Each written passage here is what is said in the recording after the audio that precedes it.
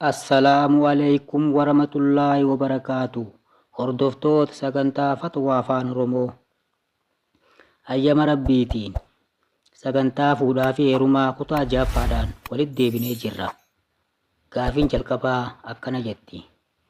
Warra osoo dubra hin taane akka dubraa of goggodhan akkami tan jettu yoo taatu, balballoomni gaafii tanaa akkana jetti.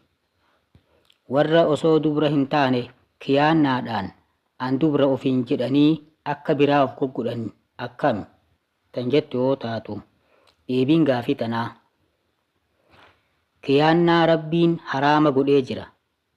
Namni osoo dubra hin ta'in ani dubra jedhanii osoo dubra hin ta'in akka biraa of goggodhan shari'aa Rabbii keessatti haraama.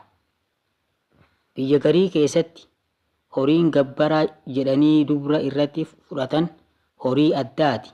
Tanaahuu shari'aan hin hayyamne.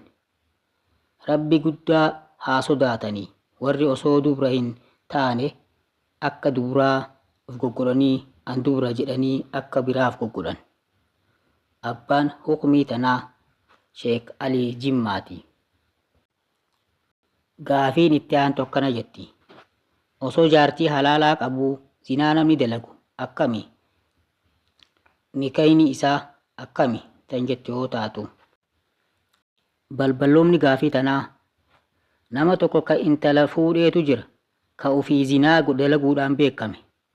Kanaafuu intala inni fuudhe san nikahaan isaanii akkam tahaa tan jettu yoo taatu, deebiin gaafii tanaa yoo intala halaalaan fuudhee jiraate nikahaan isaanii humaa hin ta'u. Seera isii afran guuttatee yoo nikaa maarii kennee abbaa haadharraa kadhatee fuudhe wakiilummaa isii irraa jechuu abbaa fedhellee haa ta'u nama wakiila isii ta'uu danda'u irraa akkasuma isaan lamaan wal dhageettiin jiraatee shaahidni irratti dhaabbatee kun seera ufii guuttatee jira halaala. Gara birootti dhaqee haraama dalaguun isaa baabaa biratti sunis waan nikaa kana haraama godhu hin qabu. Garuu badii guddoo keessa jira. Rabbi sodaatee irraa haa dhaabbatu. Garuu nikahaan halaalaa ka seera ufii guuttate sababa inni gara biroo deemuuf nikaan tun irraa hin baddu.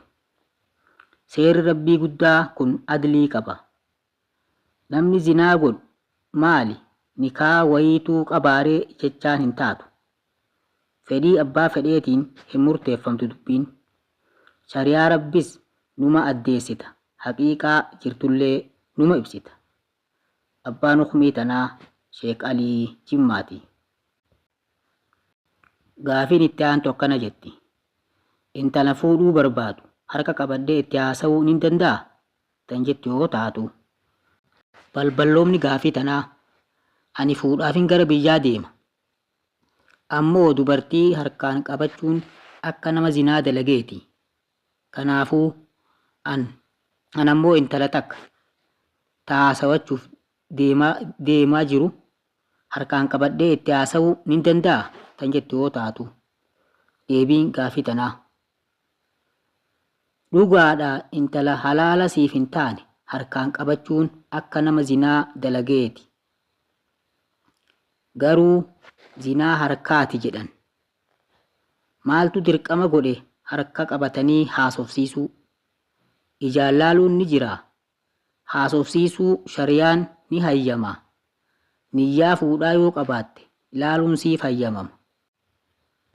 Sanis bakka hulaa cufatanii waliin taa'uun hin taanetti wal fuunaa jiruu teenya akkamitti ijaarrannaa jedhanii namni waliin haasa'uun dirqama.